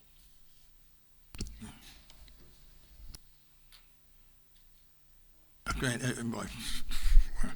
Council, any questions? Okay. Mover in a second. Mover in a second, please. I second. Resolution AR 7525. 7625, we just did 75. A resolution supporting potential brownfield remediation at Block 279, Lot 10, commonly known as 767 Leesville Avenue, in the City of Rahway, Union County, State of New Jersey. That'd be Brown and Parsons. Any council member have any questions or comments? Resolution, please read AR 7725. A resolution authorizing and awarding a contract to Schaefer Fireworks for the exposition of fireworks in the City of Rahway for the celebration of Independence Day 2025. That'll be Jibalisco and the entire council. Any questions or comments? Okay, Ms. Capone, would you be AR 7825? A resolution reporting the mayor's appointments to the City of Rahway Special Improvement District. Jibalisco and the entire council. And council, any questions, any comments? Okay, Ms. Capone, can you read AR 7925? A resolution recording the mayor's appointments to the City of Rahway Zoning Board of Adjustment. Okay, that'd be Jibalisco and the entire council again. Any questions or comments from the council? We're going to this AR 8025. A resolution authorizing the award of a competitive bid contract to Landolfi and Associates for professional management consulting services. Timmons and Montez. Any questions or any comments from the council? We'll go to AR 8125. A resolution authorizing the mayor to enter into an agreement for the resurfacing and painting of 2 basketball courts located at 923 Elston Street, commonly referred to as Madden Field. That'll be Mojica and Parsons. Any questions or any comments from the council? We'll move on to AR 8225. A resolution supporting proposed state legislation S 3545 and A 4690. Jibalisco and the entire council. Council, any questions, any comments? AR 8325. 2024 tax liens. Miles and Brown, any questions or comments from the council? AR 8425. A resolution authorizing the refund of overpayments of taxes for the calendar year 2025. Parsons and Montez, any questions or comments from the council? AR 8525. A resolution designating an authorized representative to execute all New Jersey Department of Environmental Protection Treatment Works approval permit and Bureau of Water System Engineering permit application endorsements as required. Timmons and Miles, any questions, any comments from the council? If not, we go to AR 8625. A resolution authorizing the execution of a contract between the City of Rahway and T&M Associates for professional engineering services associated with the Martin Luther King Park improvements. Brown and Brooks, any questions, any comments from the council? Yes, Mr. Brown. I'd just like to make a comment on the situation. I was out for a while, but I'd like to say thank you for the city and the committees that have worked on this to get this done. There was people that have worked with me on this whole thing, and I can see now that it's come full circle. I'm quite sure of what they're going to be doing with T&M, that the people in the city of Rahway will be proud of us. It's like working together to get something done, and that's what it takes, and that's what I like to see done here in the city of Rahway. Thank you. Thank you, Mr. Brown. Anyone else? No? AR 8725.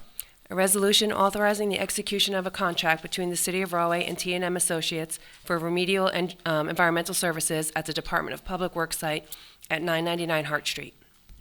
Brown and Newberry, any question or comments?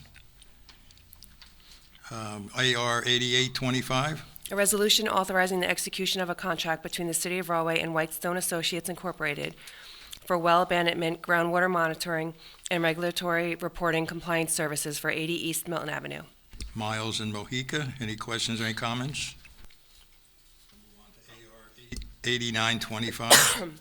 A resolution accepting a revised final payment to Riverview Paving Incorporated for the NJDOT fiscal year 2022 Madison Avenue and Westlake Avenue project. Brooks and Montez, any questions, any comments? We'll go to AR 9025. A resolution awarding the acceptance of a bid for the project entitled CDBG Year 50 Road Improvement Project, Lafayette Street, Main Street, Princeton Avenue, and Rahway Senior Center for the City of Rahway to Discover Construction LLC. Jibalisco and the entire council, any questions or comments from the council? We'll move on to AR 9125. A resolution awarding the acceptance of a bid for the project entitled Main Street Sanitary Sewer Improvements for the City of Rahway to National Water Main Cleaning Company. Newberry and Brown. Council, any questions or comments? AR 9525. 9225, a resolution awarding the acceptance of a bid for the project entitled MLK Park Improvements for the City of Rahway to Berto Construction Incorporated. That'll be Mr. Brown and Smiles. Any comments or questions from the council? Okay. Move on to AR 9325. A resolution to approve a letter of a grant amendment on Resolution AR 9523 for additional funds per intent to accept NJACCHO Enhancing Local Public Health Infrastructure Grant Funds for the Rahway Department of Health. That's Timmons and Miles. Any questions or comments from the council? We'll move on to AR 9425. A resolution of the City of Rahway authorizing an application for a SAGE grant for $1 million from the DCA for the installation of citywide closed-circuit television cameras. Thank you. I have a sinus infection, I'm sorry.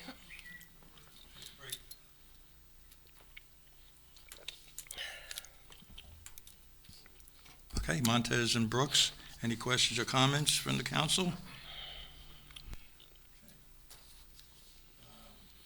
A resolution to adopt as one motion the consent agenda. Does any council members wish to remove resolutions or consent agenda? Yes, Mr. Brooks. Yes, let's go back to the final one. I wanted to do that for a separate, for a roll call. Can you help me on this component for the final? AR 82. I would like to, thank you. So the consent agenda will be the entire consent agenda minus. And then a separate vote for 82. Thank you, sir. You're welcome for the clarification, I appreciate that.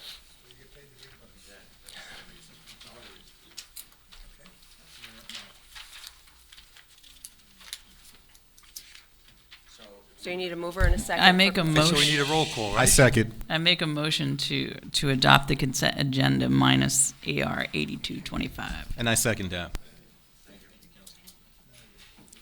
Okay, roll call. Yes.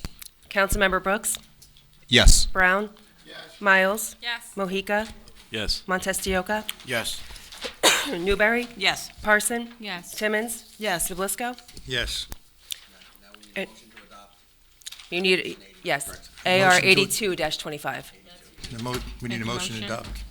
You need a motion, we need a motion to adopt Resolution AR 82-25, a resolution supporting proposed state legislation for the Climate Superfund Act. I make Need a motion? I'll move that. Mr. Brown? And second? I'll second. Mr. Brooks? Roll call, please. Councilmember Brooks? Yes. Brown? Yes. Miles? Yes. Mohica? Yes. Montestioka? Yes. Newberry? Yes. Parson? Yes. Timmons? Yes. Okay. Jablisco? Resolution.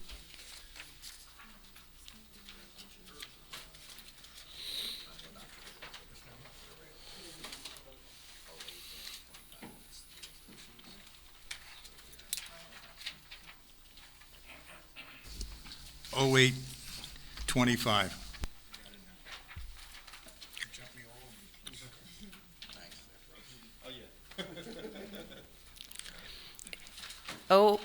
O-08-25, an ordinance amending Chapter 421 zoning, Article 5, supplementary use regulations, 421-49, signs of the municipal code of the City of Rahway. Okay, at this time, we'll open the public hearing 5 minutes to speak. Anyone from the council? Close the public portion, and now it's time anybody from the council? Okay. Roll call.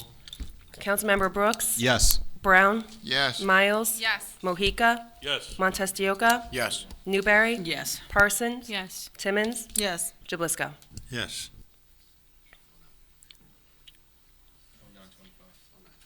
(0925). An ordinance authorizing the sale of one property known as Block 331, Lot 6. Once again, we have a public hearing. No one signed up.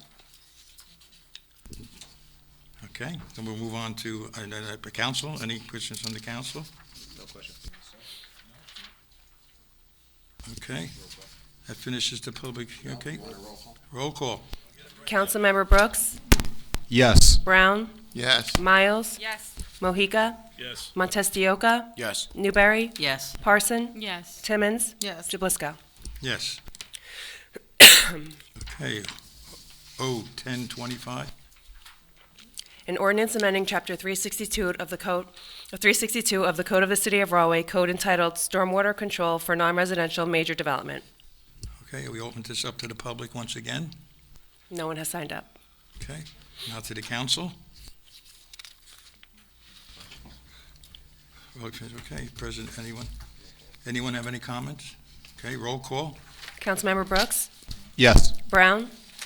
Miles? Yes. Mohica? Yes. Montestioka? Yes. Newberry? Yes. Parson? Yes. Timmons? Yes. Jablisco? Is there any miscellaneous business tonight? There is no miscellaneous business. Any council members would like any closing comments? I would like to speak, Council Okay, we'll President. start with you. It's okay.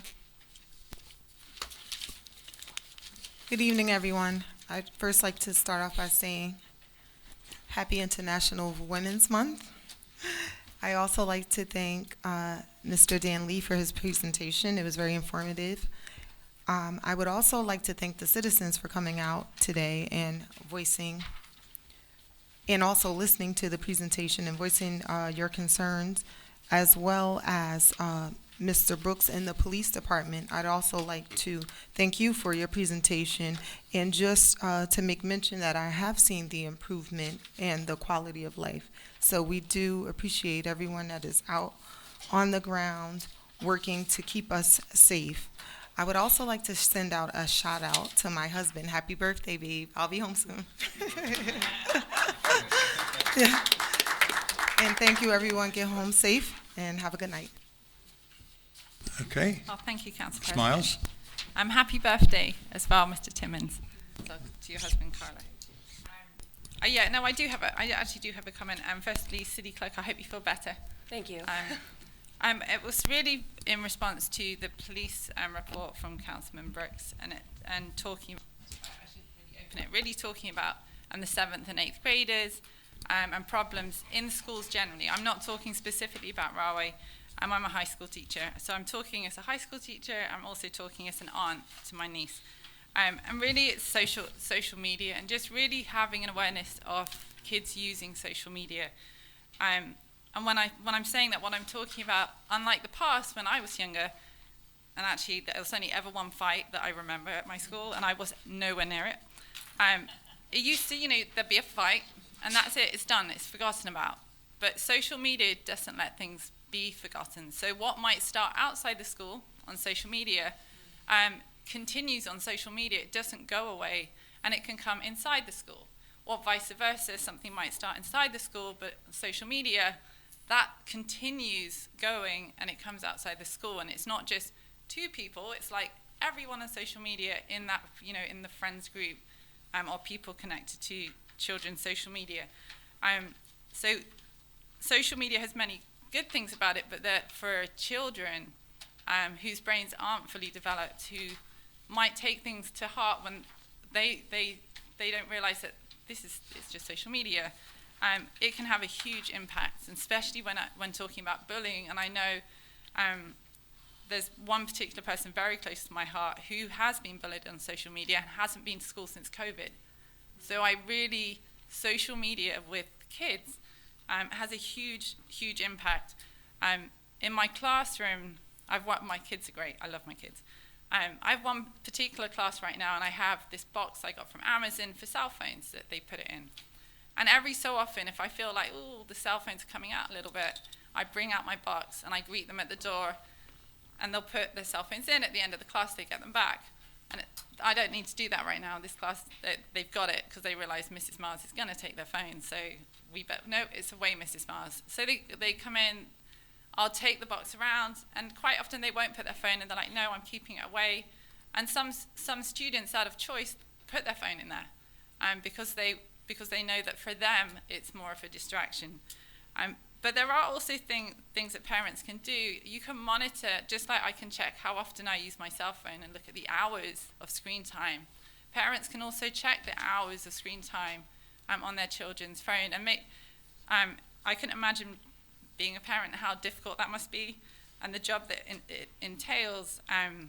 But there are things, maybe a discussion on healthy social media use, maybe a discussion on, let's do something instead of sitting on your phone. Let's maybe get outside or do something. But just really like things, the police report made me think about that, and I think it's important that we don't think about it often. Technology is fantastic, but it also has a downside, especially when it comes to, our teenagers, our young people, and it can impact them more than we realize. Thank you. Thank you. Anyone else down there? Sure, Council President, why not, if you insist. Councilwoman Miles, you're absolutely right. Technology is a double-edged sword, and it's difficult to deal with these days for the kids. I just want to, I'd like to I heard about Taste of Spring and how it's been done in the past, but I didn't hear when it was going to be, and I just want to let everyone know it's going to be April 11th, okay? Starts at 5:30. Okay, make sure you get your tickets early. They do sell out, and they do sell out because a lot of our local businesses, if anything, probably about 75 to 80% have increased local businesses and promoting our businesses first, as always. We're always all day, every day. And also, I just want to mention, it's amazing that I'm saying this because spring is here, and can't believe I'm here back again saying it. Just be careful out there, right? Be careful. There's a lot of kids out there going back and forth to our local fields, basketball courts, a lot of people walking around, some young, some older, so obviously not everyone operates on the same pace. However, you can operate at a legal pace, driving the speed limit, obeying local traffic laws, and just being very, very courteous to other people, whether on foot or on behind the wheel. With that, Council President, it's all yours. Okay, Mr. Brown, you have something to say? Yes, thank you, Council President. I'd like to say again, I missed the council when I was ill, not knowing all what was going on, but I have seen some things that they have done, especially in the Fourth Ward. I'm a little partial about the Fourth Ward here in the city of Rahway. I wanted to thank them very much and for putting up the drums that's on Hazelwood Avenue. You see that it has slowed the traffic down, but one of the biggest things that I did get when I go to church at Friendship Missionary Baptist Church, where they're put out, when you come out exiting, the cones, they're not cones, they're big barrels that you can see, but they don't allow people to park from one end, where it's like one car space you can see to get out. And I'd like to thank Stanley very much for doing that. The other part is that there is a situation that's on Wednesdays that the JFK Center, they do a food distribution. And when they do a food distribution, there's a lot of people that come there. Some are seniors, but they do give them quite a bit of produce to take home. And it is when they go across the street, I see them a little hard to get across, but maybe you can see what time that they do that, and you can maybe have someone come by and help them out. My friend, James Keene, is a friend of mine that spoke, about the tickets. I'm quite sure that someone will look into that for you and see what they can do about it. But he is my friend, and he's my gardening friend at the center. So I want to look out for him, because when I see him, he'll say, Dave, you didn't say nothing about it. But I wanted to tell him I'm looking out for you, too. In closing, I want to say my friend, Miss Bernice Young, that tells me of what's going on. But the last thing, she's told me about the Black History Program and all. But the last thing, she did remind me to make sure that I signed up for the dinner that they give out for Valentine's Day. Now, the people have to realize that, I'm a single guy. So now when that dinner came that night, it was very good. And it came from the restaurant that was on Irving Street. And when you're single, you don't have to ask someone to fix something for you, especially women. Sometimes, they make an issue out of it. But they told me it was very good, but I'd like to say you continue to do it. It was very good. And I look forward to doing some other things here in the city. Thank you. All right, Mr. Brooks, I guess you're next. Oh.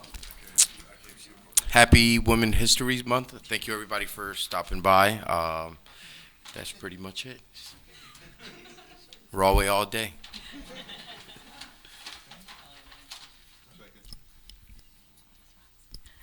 Just really want to thank everyone for coming out. Again, expressing your concerns. We are definitely listening.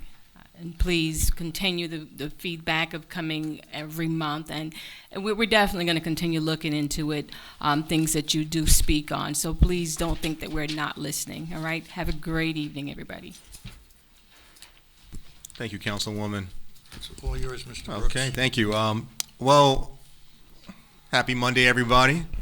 I first want to give a shout out to the mayor and administration for a very well done State of the City. They brought it back to the main stage of the UC PAC. It looked great. I think the video that they put forth was well produced and very informative. So great job to you all. I also do want to thank the mayor as well. So we're going to be doing an expungement clinic. This is going to be the fourth one that we've done in the city of Rawley. It's taking place this Saturday, March 15th from 11 to 2 p.m. And what I'm really appreciative about is the collaboration. So, we have great partners that are helping us put this together. But I also want to thank the Rawley Community Action Organization. They're providing the space to us for free. When you're doing these type of events, sometimes getting the space is the hardest thing.